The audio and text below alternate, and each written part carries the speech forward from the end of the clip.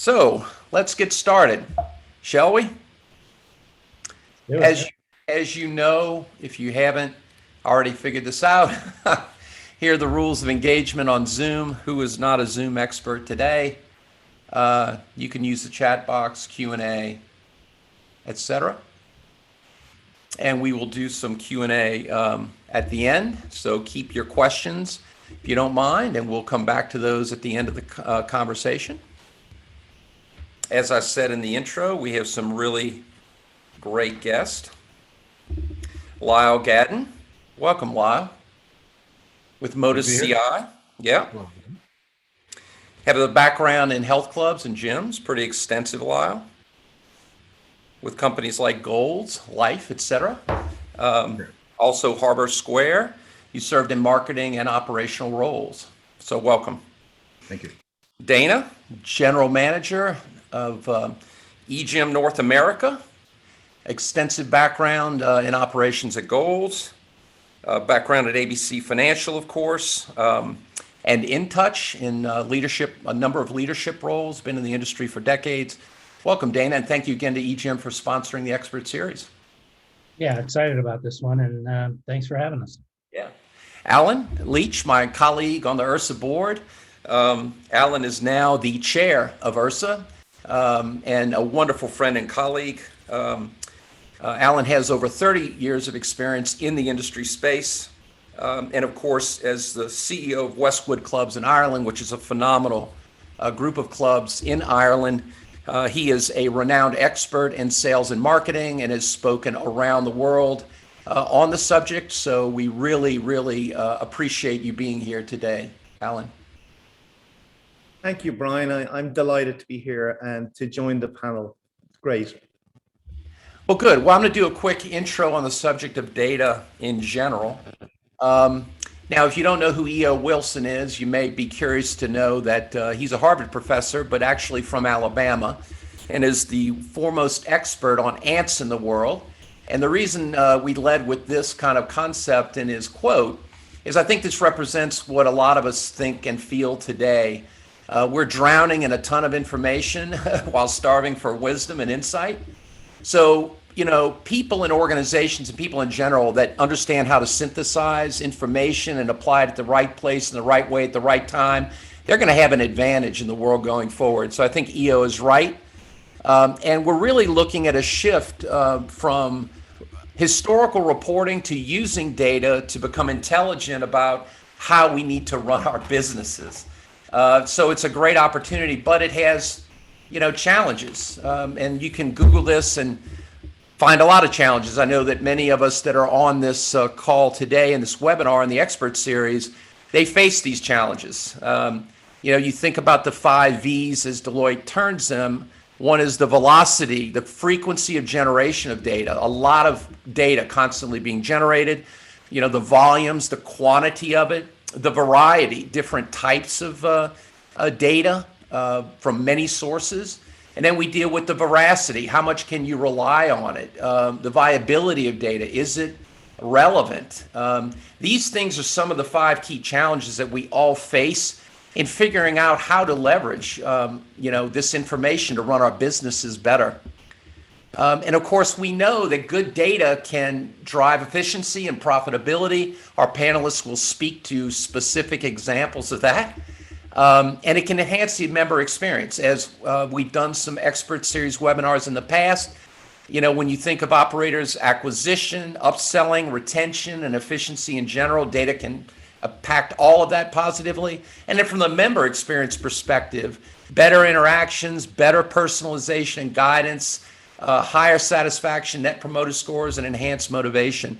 These are some of the things that can have an impact on the business, near term and long term. So we all understand the benefits of figuring out how to use data well. And now we're going to go to our panelists to kind of answer some key questions that hopefully all of you will find very, very relevant. So let's start with our first question, panelist, for the audience here.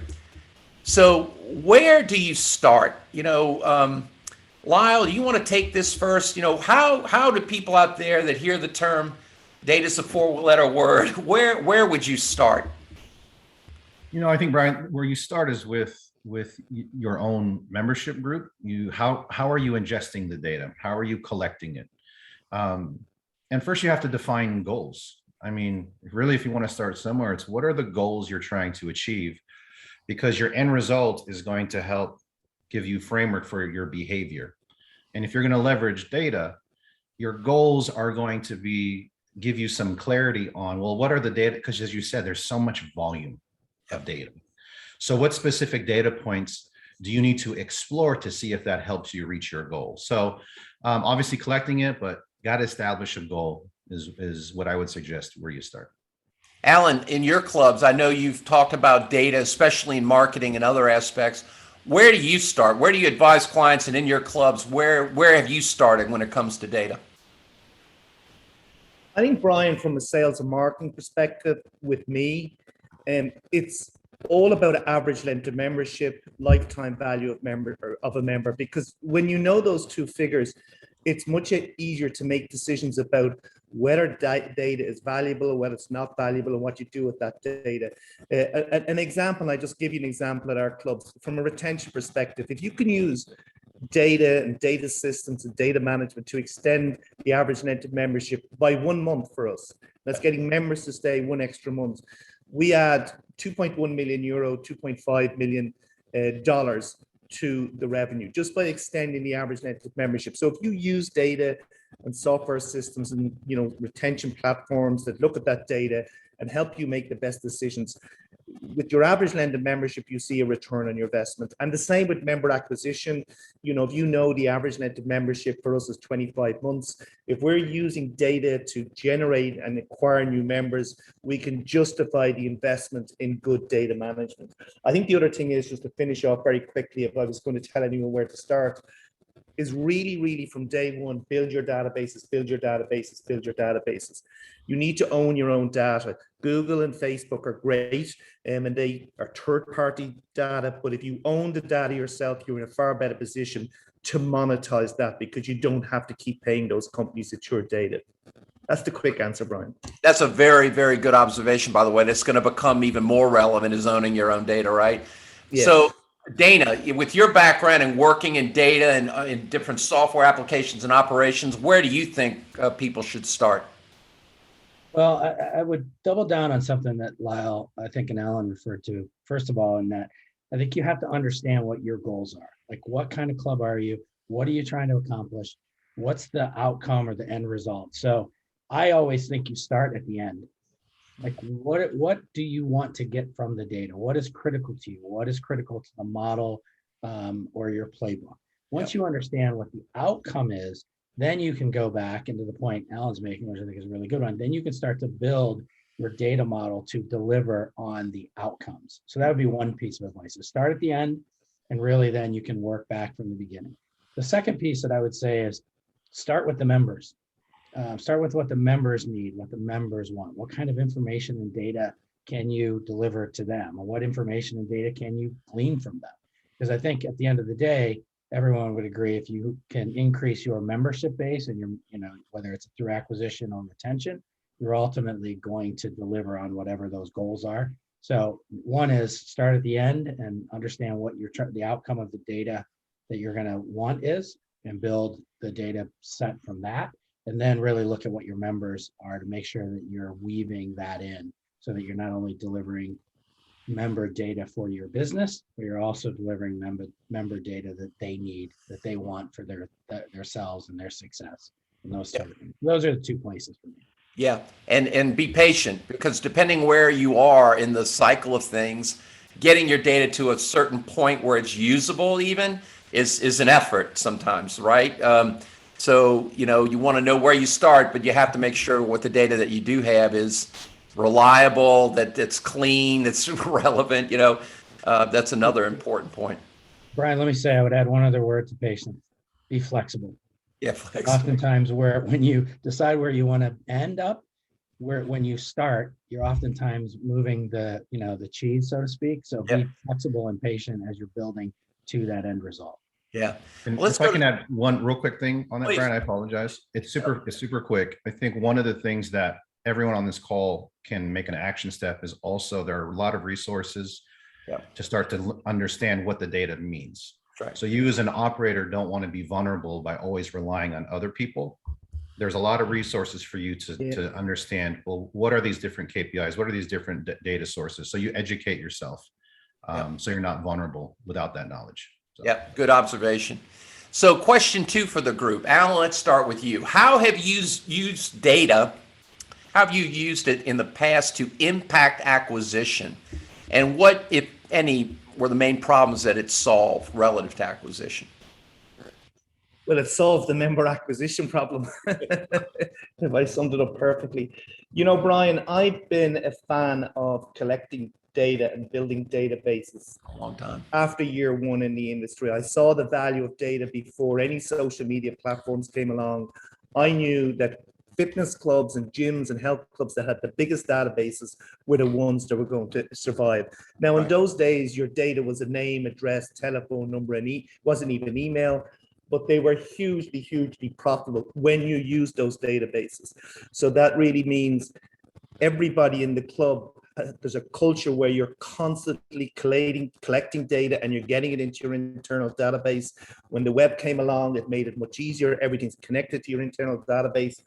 But we have it's 242,000 leads in our database in a city of 1.2 million people. So we've practically got a quarter of the population in our database. And that allows us to do direct mail campaigns, SMS campaigns. And when you talk about money, you know, you do a direct marketing campaign to 240,000 people.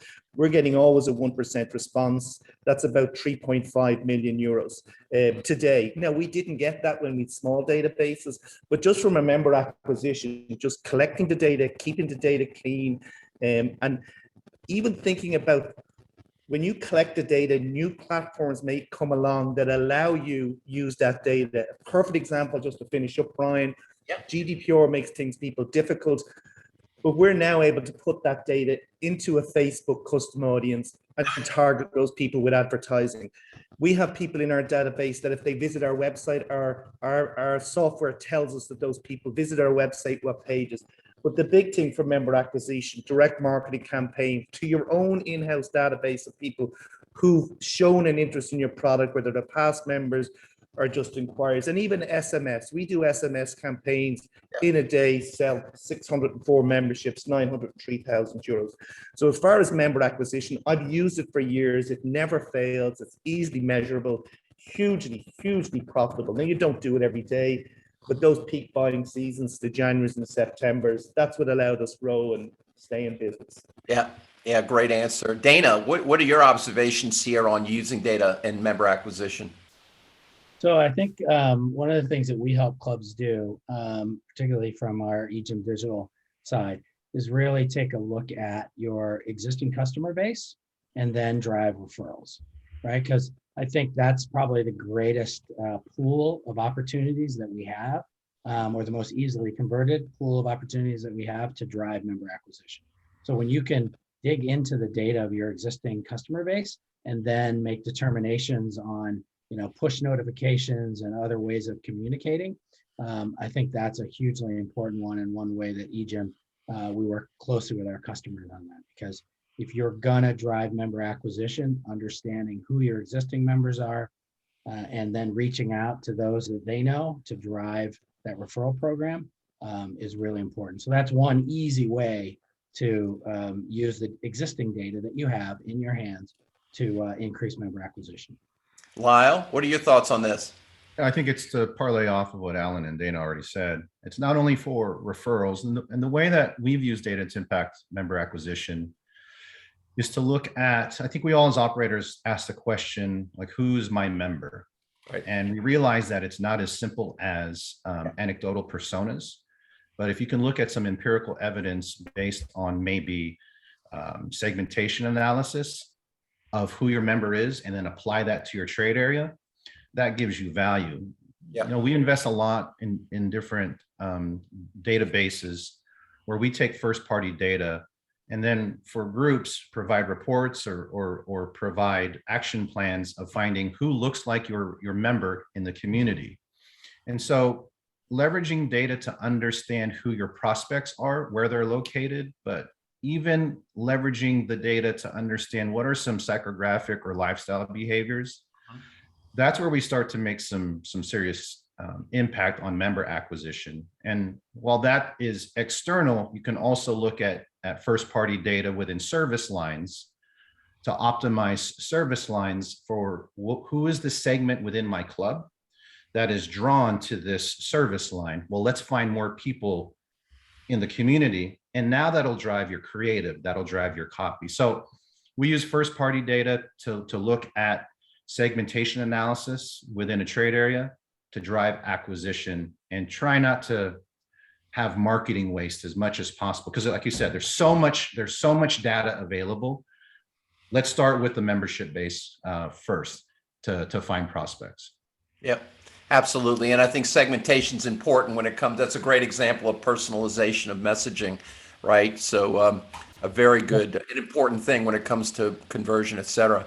So Let me just jump in just for a second, because in an offline conversation that Lyle and I had, I mean, I think he dug deeper into this when he and I were talking about, take a look at, for instance, personal training is probably the second largest revenue stream that most clubs have.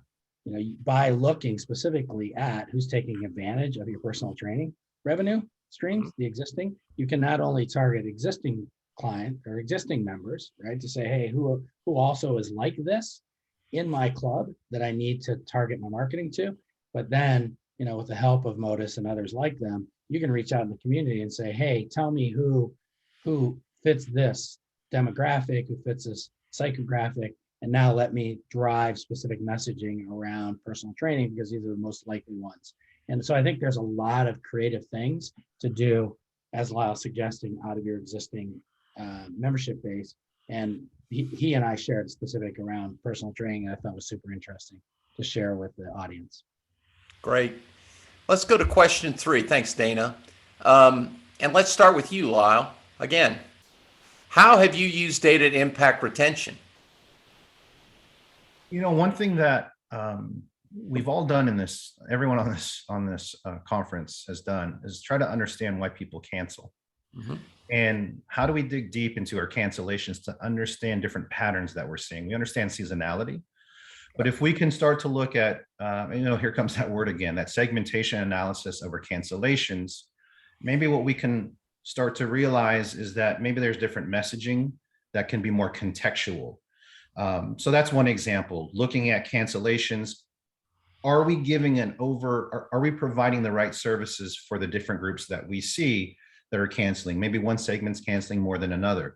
So we would use data to do those studies. And then to continue to elaborate on what Dana had mentioned, and I guess I mentioned, we look at retention of how do you really pick up your internal services so that you can, we hear the super glue member discussion all the time.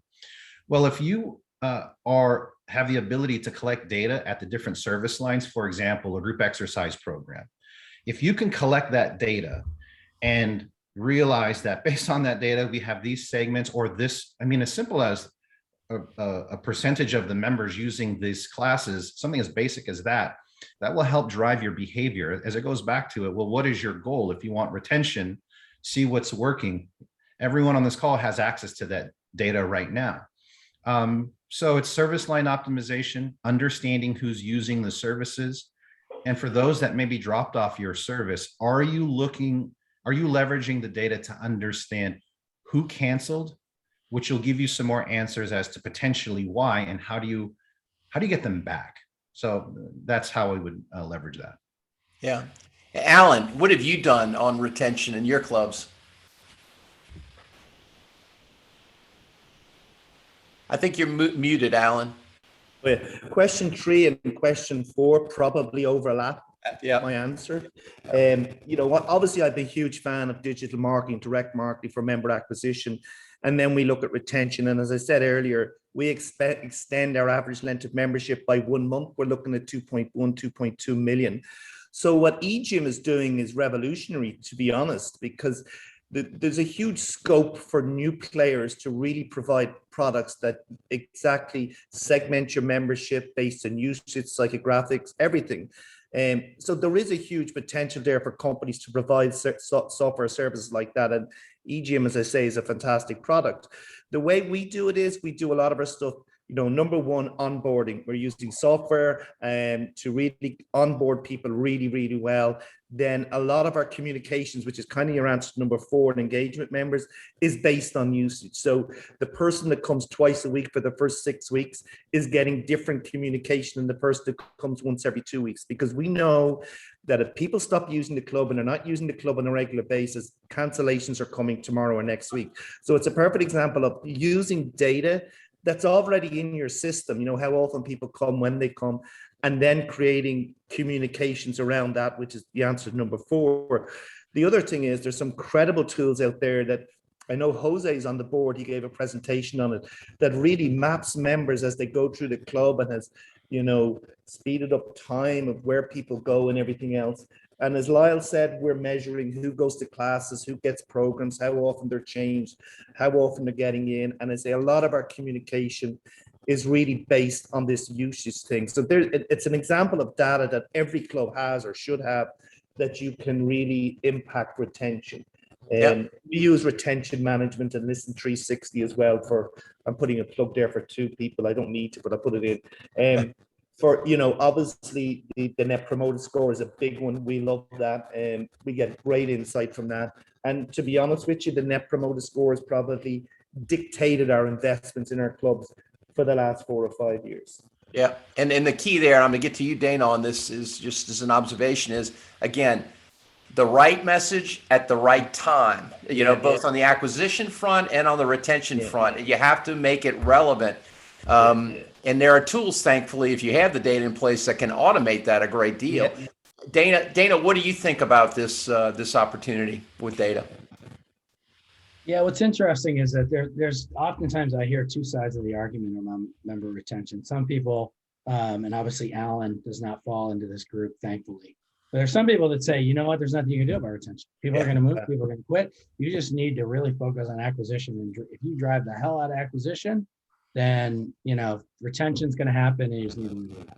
I'm in Alan's camp, where I think I'm a big believer in, if we can extend it by a week or 2, it has a huge impact on the P&L. So I think going back way earlier when we were talking about the slides, what we try to help clubs use data for is really looking at personalization and how does that impact, because a member is going to stay if they feel like they're part of the community, if they feel like they're getting results, and ultimately if they feel like the club is there for them, both inside and outside their 4 walls. And so what we try to do is we try to look at all the data that we're aggregating in the ecosystem and really start to understand, can we personalize that? Can we do push notifications for workouts of the week? Can we provide really personalized guidance, right? So we're mining the data for that. We're also looking at how do we motivate people, right? And how do we help clubs set up reward systems or challenges or those kind of things that really resonate with their group. And then kind of we're factoring in some of the, persona pieces to make sure that those challenges work. But it's really about looking at your membership base, understanding what some personalized guidance you can provide them, what some of the motivation is, like how can you drive a higher satisfaction level, and then leveraging the existing data within to push challenges, rewards, push notifications on marketing offers, those kinds of things. But you have to kind of wrap you got to wrap all that stuff around your existing membership base to really get the greatest impact. So it's not one thing, one data point. It's a data point going back to the very beginning around what's your goal. And then it's taking a number of different things and wrapping that around the member to drive longer member lifetime value. Mm-hmm. So let's move on to question 4. It's a great answer. So let's start with you, Alan, if you don't mind. How do you use data to impact engagement and motivation? What are you doing there? You kind of touched on some of this a little bit. You got your mute on again, Alan. I'm sorry. What I'll throw into the mix, because I have kind of answered it, is one of the problems you see in a lot of packages today is that they're not all integrated, and you're having to get APIs to get systems to talk to each other.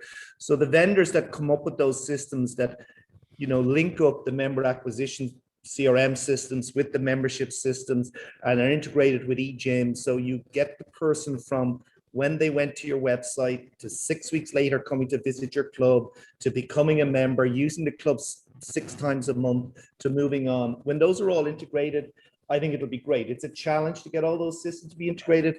But as I say, the systems we use retention management. So there's a fully automated communications system that engages with members based on usage. And then, of course, we're using this in 360. And members that don't use the club, we're contacting. And again, the systems tell us this, that if they're not using the club as often as they should, we have teams that are contacting them the old way by phone.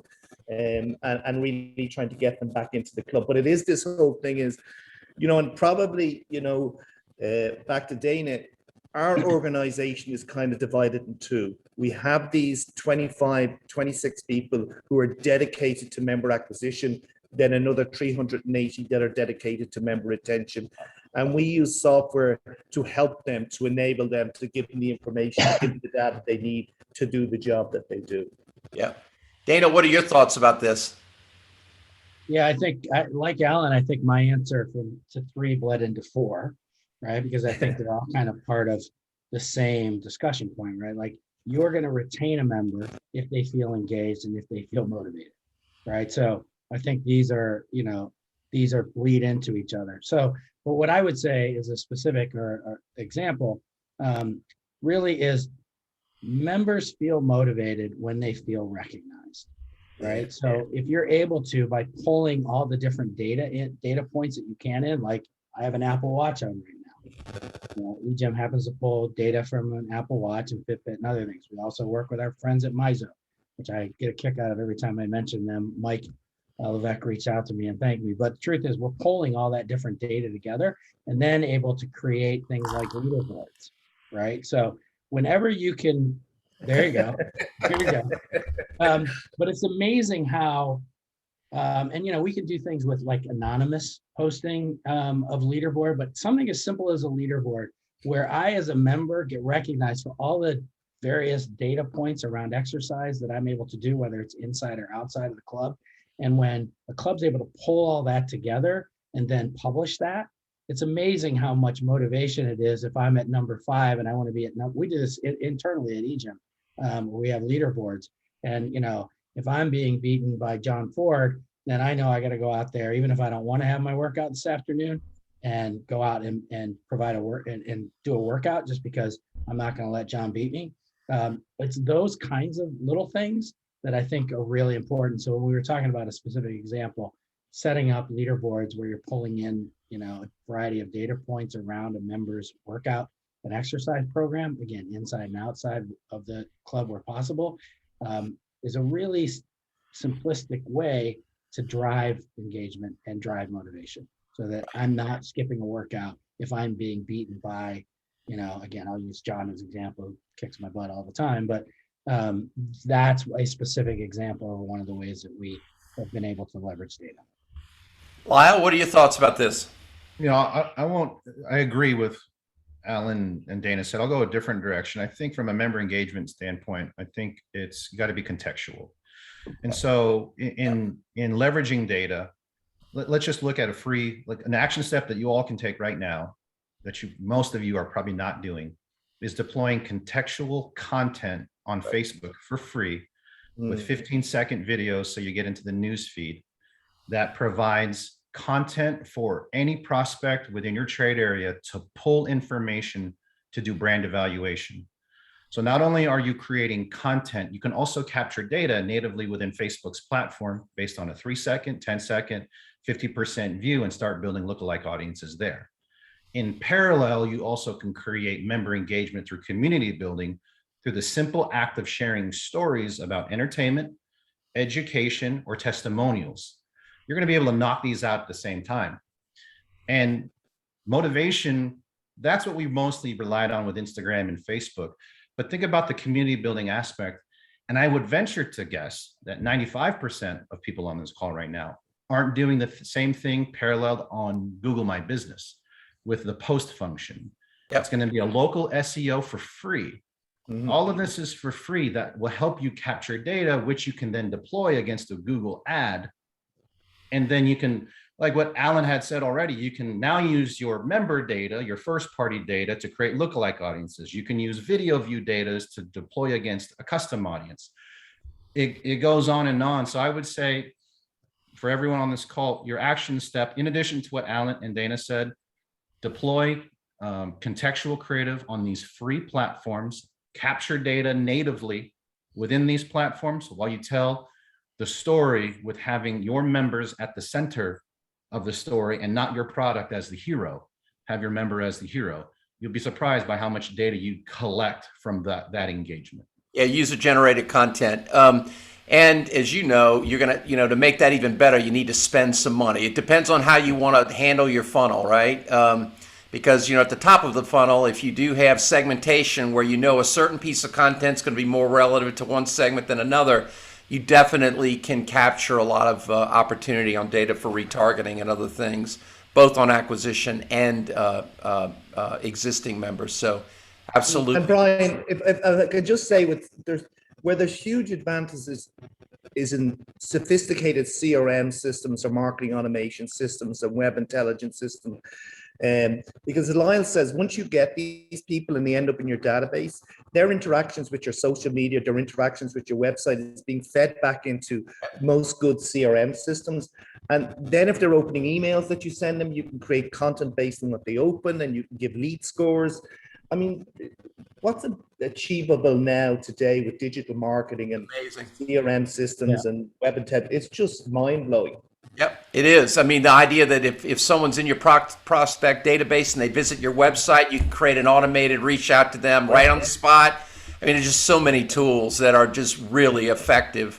So let's go to the final question. We'll have some Q&A, gentlemen. Thank you for your responses. Very, very. Yeah, go ahead, Dana. Yeah. All right, I was just gonna jump on that bandwagon because I think sometimes when we sit here and we talk about this stuff because we live and breathe this every day, it gets a little esoteric and kind of, oh my God, this seems like a lot of work, which is where is data a 4-letter word comes from? Like, oh my God, right. The truth is, to what Alan was just saying, there are a lot of partners out there. There are a lot of companies already doing this that you can take advantage of. So all you need to know is who your members, right? And you need to know what your goals are. And so you can simplify this with a lot of really strong partners who have already solved the technical complexity of this. And it's you being able to plug into them. So you don't have to all of a sudden become, a data expert or a marketing expert.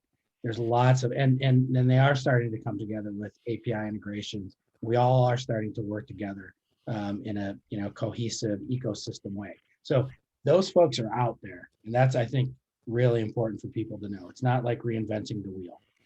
All right, thank you, Dana. So let's talk about the final kind of foot on this stool here. So Dana, talk about operational efficiencies and profit. Please. Yeah, I think, I think one of the things that we always tried to provide, and I'm going to dip back into my ABC days a little bit here, but if we are able to provide like usage and how people and when people are using your club and what parts of your club they're using, through check-ins for group X or just check-ins at the door, all of a sudden you can begin to look at that usage map and start to begin to determine when you actually need people and where you need them, and what is the best deployment of your resources. I mean, I don't think it's any secret that there's a huge challenge right now out there as far as getting people to come to work. This may be a US only thing, but this is a huge challenge. And so if you need to be super efficient with your people, one of the things you need to understand is how your members are using your club and then deploy resources appropriately there. So that's a super simple, easy way to leverage the data that you're collecting already to help drive profitability by not overstaffing, staffing to the right amount, and applying your staff to the areas where your members need them the most. Alan, what do you think? Well, Brian, I've been getting data on operational things and profitability on a weekly basis for years. I mean, we get it every week. Sales staff send information every day. One thing that I'll finish very quickly is a big thing with us is we share every club's main profitability KPIs, and that's class numbers, visits, retention rates, average length of membership, revenue per member. We share all of that with all managers in all 6 clubs. So in a way, it's nearly a self-managing tool that all of those managers know they want to be better than the other clubs. And we give them guardrails and say we want wages to be at this and we want usability. But I mean, I'll give you an idea. It's about 4 or 5 years ago where we really started to focus on usage. That the goal is to get members, they pay, get them to use the club, get them to use the spa, get them to use the gym, get them into fitness classes, get them to use the cafes, get them to try tennis, because a lot of the research is Paul Bedford research. The more they use it, the more likely they're going to stay. And group fitness as well. When we get them into group fitness, that's hugely profitable. Those people don't leave.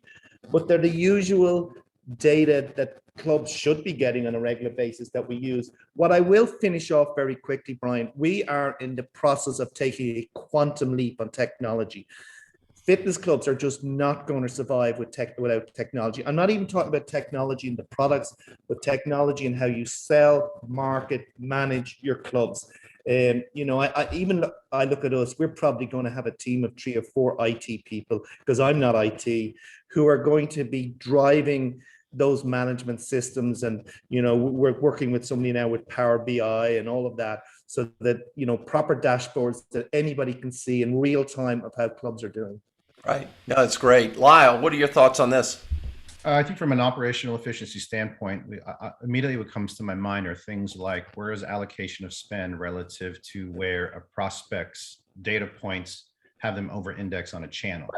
Right. So do you spend money there, or can you eliminate waste? Why saturate on a 135 concentric circle in your trade area if you show an over index based on your segments for a social or a digital? Or conversely, maybe it's a low social, low digital, and it shows higher direct mail. Right. That's where you can have operational efficiencies and profitability. Site selection aspects. From a site selection, when you sign these 10 years with 210 options, are you looking at data based on, that's got to be efficient with your site selection. Are you looking at multiple data points and looking at co-tenancy? Are you looking at competitor analysis and all of the myriad of things that data is going to be able to provide you? Because we know location is going to probably be a big indication of how profitable you're going to be based on where you sign. So it goes from channel preference selection to site selection and the data to help you distill the locations that you should select, all the way to what Alan and Dana have described so eloquently and effectively, to your interoperations. From you'd be surprised how many don't know their closing percentage or their lifetime value, or how you look at a marketing spend relative to a KPI, whether it's LTV or if it's a cash on cash basis. Yeah. So you need to use that data. So I encourage everyone on this call.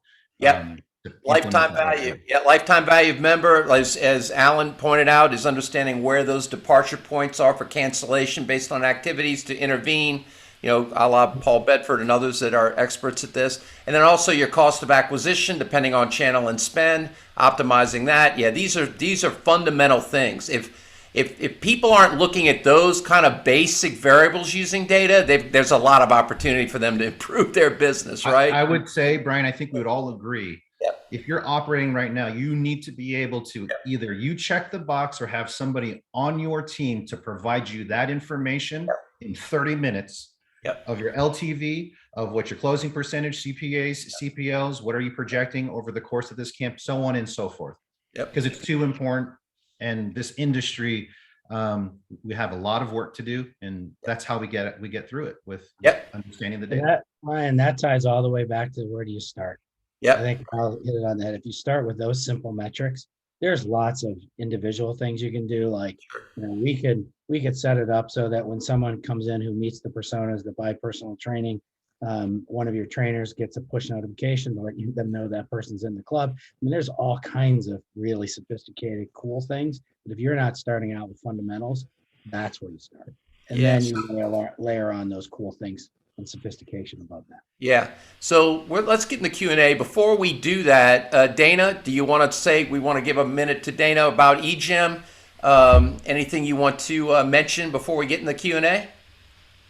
Yeah, I mean, I think one of the so we look at EGym as an ecosystem of smart technology where you pull together the fitness floor and tie in the member and your operational efficiency. So we integrate with over 135 partners right now in order to provide this smart ecosystem, which provides a lot of data, but we also help you understand that data and deliver the data that's important for your goals. So would love to have a conversation after this with anyone. There's a QR code there, and we're all very familiar with that. Speaking of data and how they collect it these days, but we'd love to have a conversation about how eGym can help you with this very, thorny subject.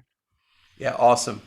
Now let's get into the Q&A. Now we had before our event, Mike Zarillo had reached out, so thank you, Mike. And he had a question. They had a few questions, right, around site viability, right, feasibility. So we've done this work before. I know many of the people on this call have. So I know some of those variables. Lyle, you want to jump in first on that? Yeah, I mean, I think we look at from a site feasibility, understanding who your core member is based on what your goals are, and then doing a segmentation analysis within that trade area to make sure you have the correct number of opportunities and density of those key segments before that's one. Yep. Secondly, competitor analysis and understanding, well, what's the type of market share that you're going to have to be fighting for. So really doing a full-blown competitive analysis and leveraging data and different technology stacks to observe competitors, if you will. And then, of course, your basic demographic analysis, drive-bys and all of that.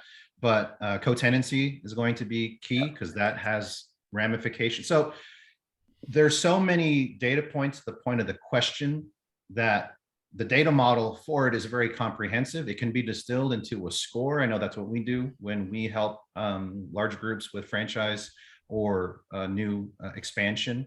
But man, it's quite a bit, and you cannot afford to pass over all of those data points, especially when preaching to the choir here. Definitely have to look at it all. Yeah, and by the way, it's rudimentary as it says. Do not use radial analysis. Use drive time, right? Yeah. Oh my goodness. I mean, that's still happening. I've come across folks that are still doing their evaluations and using radius analysis. Yeah. It's shocking sometimes. Tell us your thought, Alan? You've done a number of clubs. What do you use when it comes to site feasibility? Well, we use third party, to be honest with you. And we've used David Minton from the Leisure Database. He uses specific software to go out and measure a site. We've tended to buy other clubs that are up and running as opposed to new sites. I mean, if I was going to say it just anecdotally, the first thing it's saying is, make sure you have parking, or be in a city center where people can walk. Definitely don't do the radius. Do your 12 or 15 minute drive times or walk times.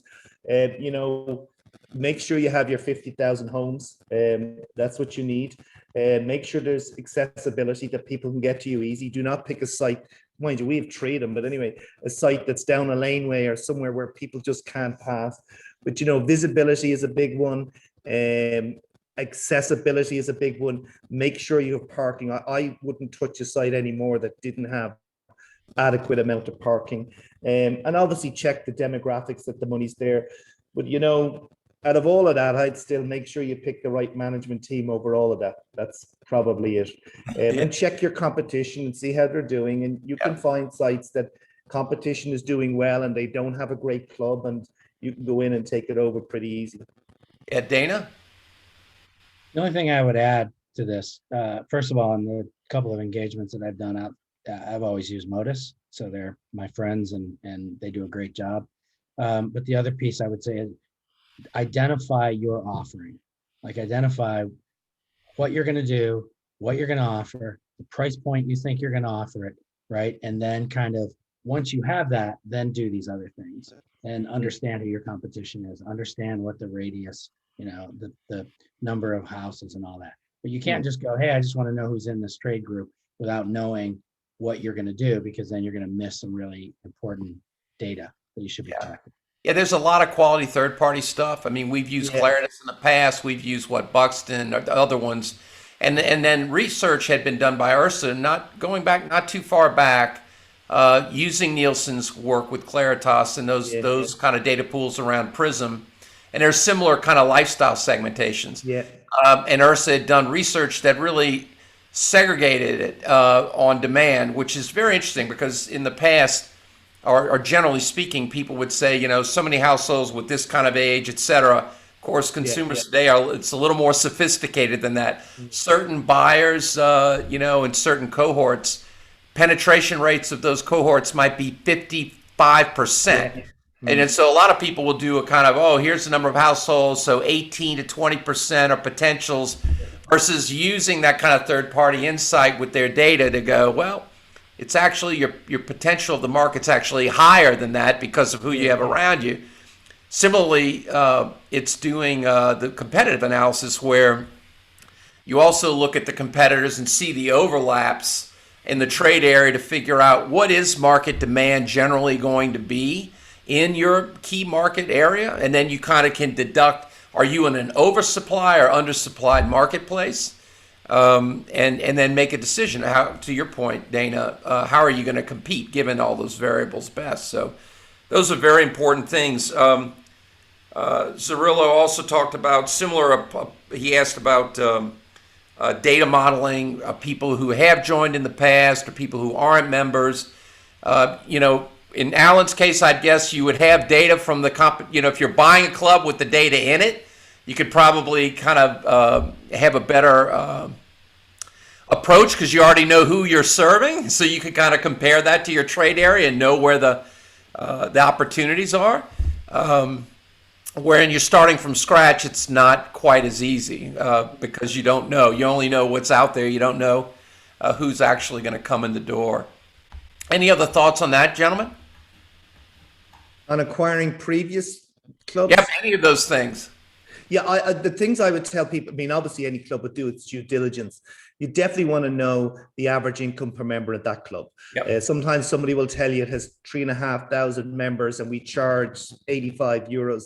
And then you go and check it all and you actually find out that, I'll give you an example. The chain that we purchased, 1% was paying the full adult membership because they were in financial difficulty. Everybody was given student rates, corporate rates, and the actual average income per member per month was less than 25 euros. And it was meant to be a premium club. So I definitely check those things out. You want to know what the attrition is. You want to know what the growth or decline has been over the years. Again, you want to check parking, what the wages are, all the normal figures that you'll get from an Ursa publication, and really go through them in detail. And then you want to just see is, can your systems and the way that you do business, and if you transfer that into the club that you're buying, is there a huge scope for growth? That's what we would look at. Yeah. We have a question from Allison. She says, when you say cleaning data and getting started, how do you start that? And this is a great question. Because you can go into, our own clubs that we've had or other clubs and you see they have a bunch of data, right? And often it's in different places. And so how do you actually start consolidating this in a meaningful way? Alan, what do you jump in, Brian? Yeah, please. I would say in most, you're probably going to have to use third parties. Yeah. There are lots of online third parties that'll cost you, that you give them all your emails and they'll send you back what's clean, what's usable, what's dead, and you update it. Your normal post office in Europe will do a cleanup for money. It depends on how long you're around. When you're at, that goes for 250,000, we would outsource that to companies every 2 to 3 to 4 years to clean up. And obviously, we really focus on taking good data and giving people the option to opt out. That's a big one on SMS and email.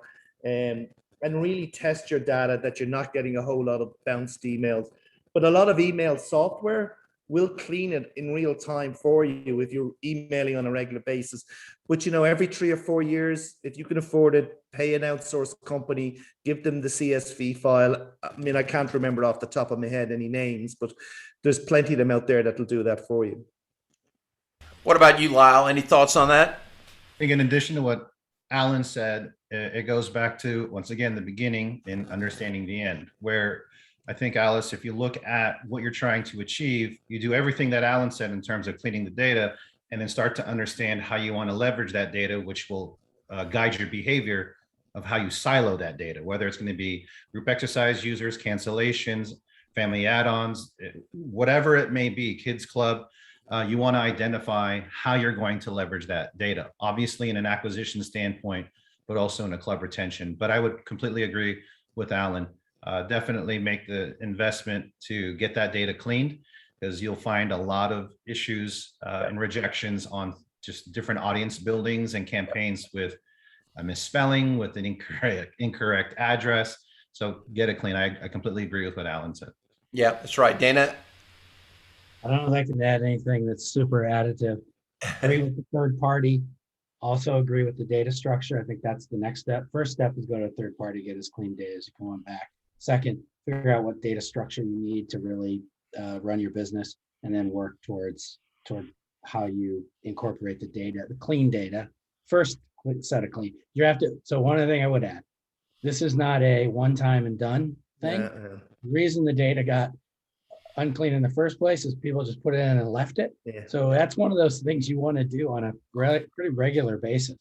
Because I think your data is going to get pretty dirty pretty quickly if you just throw it in and leave it. So it's something you have to pay attention to make sure that you're going to be able to leverage data appropriately. Absolutely. And the other thing, Brian, is don't be collecting so much data that you're not going to use. You don't need to ask somebody, what color shoes that they wear. I've seen some people. I filled out a survey today for something, and it was like, took me 15 minutes. Will it ever end, right? Yeah, it's got to be quick. It's got to be light. Well, listen, first off, thank you for all the questions, and thank you to the audience for being here. I want to mention something quickly. Alan is joining us from Spain on vacation. Congrats on being the chair of Ursa, Alan, and thanks for making time on your vacation to join us. Really honored to have you here. Of course, Lyle, love seeing you again, my friend. This is our second webinar in so many months. And Dana, always a pleasure to be with you on these expert series with our friends at EGym. Thanks for being a part of this. Yeah, appreciate it. And thanks everybody for jumping on and joining, and hopefully we provided some value. Yeah, and we'll see you all in about 2 months with another great event. So be on the lookout. We hope to see you there. Thanks, everybody. Thank you, Brian. Thank you, everybody. Great. Pleasure. Bye. Cheers.